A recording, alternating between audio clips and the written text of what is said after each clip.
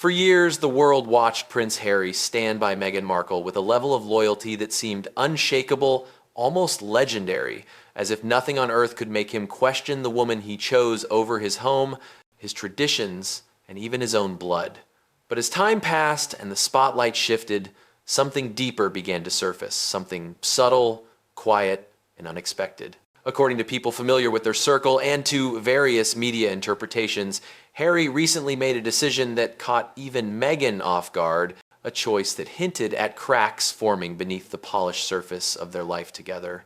And when insiders tried to trace the beginning of those cracks, they didn't point to a fight, a headline, or even a moment in California. They pointed to one email written in February 2018, long before the wedding, long before Montecito, long before the world knew what was coming. That email contained a single sentence that would later appear in legal paperwork, a sentence that looked harmless from the outside but carried weight that people around them felt Harry didn't fully understand at the time. He wrote that something needed to be resolved before the baby's arrival and the wedding, a line that confused people inside the palace because at that moment, no pregnancy had been announced, confirmed, or even whispered about publicly. Staff wondered privately why Harry was speaking with urgency about a baby that, according to them, didn't appear to exist yet. Some believed he was simply imagining a hopeful future, but others interpreted his tone differently, saying it didn't match hope, it matched pressure, fear, and a frantic need for everything to fall into place before the world started asking questions he wasn't ready to answer. What followed that email was a period palace workers still describe as one of the strangest stretches of time they'd ever experienced. Harry became unusually emotional, pushing schedules, demanding decisions, and insisting on speed the royal system wasn't built for. Royal weddings usually move at a slow, controlled pace, planned carefully over years, but Harry wanted it done almost immediately, compressing everything into a timeline that shocked even the Queen's senior advisors. People who were there say every conversation looped back to the same message. Things had to be finished before the baby arrived. Meghan, meanwhile, carried herself with remarkable calm, polished and steady, while Harry's energy burned hotter with each passing day. Some staff found the contrast striking, almost symbolic, though these observations were always personal interpretations and never confirmed. Then, just weeks later, as quickly as the urgency began, it faded. The pressure evaporated. Meetings slowed down. The countdown that once ruled every decision simply disappeared.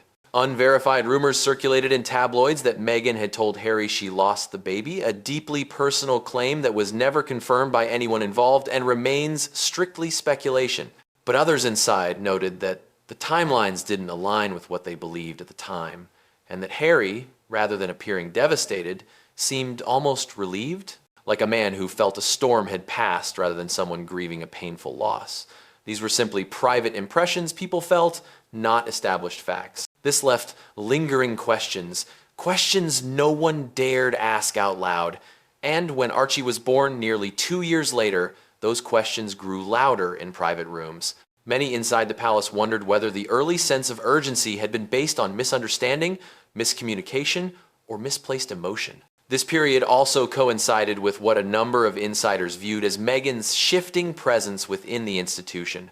Some staffers described noticing distinct versions of her depending on the situation, though these observations were always subjective, speculative, and never confirmed. There was the softer, vulnerable version who appeared during moments of criticism or conflict, drawing out Harry's protective instincts. There was the warm, unified partner who reinforced the feeling that it was them against the world whenever Harry felt disconnected from the palace. And then there was the confident public figure who stepped naturally into the spotlight, commanding attention and redefining the traditional molds royal newcomers usually followed. The way Harry reacted to each version fueled the perception held by some observers that his emotions were deeply tied to her cues, something insiders believed played a role in pushing decisions forward at a speed unlike anything the palace had seen. By the time the wedding arrived in May 2018, the machinery surrounding it was unstoppable. From the outside, the event looked flawless. Tiara, flowers, horses, global cameras. But from within, people remembered the chaos leading up to it. The compressed schedule, the unexplained rush, and the emotional tension that had hovered over everything for months. Those same insiders quietly believed Harry wasn't stepping into the fairy tale the public imagined, but into a life built on a moment he never fully understood, one that shaped every choice he made afterward. When Harry and Meghan eventually left royal life behind and moved to California, the public narrative painted a picture of freedom, sunshine, projects, opportunities, and a future free from the constraints Harry had always struggled with. Harry himself reportedly told close friends he finally felt unburdened. But freedom without direction can feel like drifting, and that was the beginning of a new internal struggle for him. In Montecito, Meghan thrived new ventures, meetings, branding, interviews, while Harry, according to those around them, began feeling uncertain, disconnected from the identity he'd always known. Without the structure of royal life, without the purpose he once carried, he appeared restless, quieter, and more withdrawn. People familiar with the situation felt that he sometimes seemed like a supporting character in a world that was no longer his, a feeling that can weigh heavily on anyone, especially someone who once lived a life defined by duty.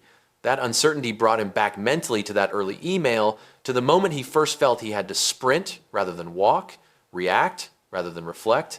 That one sentence, written in a rush, under pressure he didn't recognize, became symbolic of everything that followed the choices he made, the relationships that shifted, the identity he left behind, and the silence he lives with now.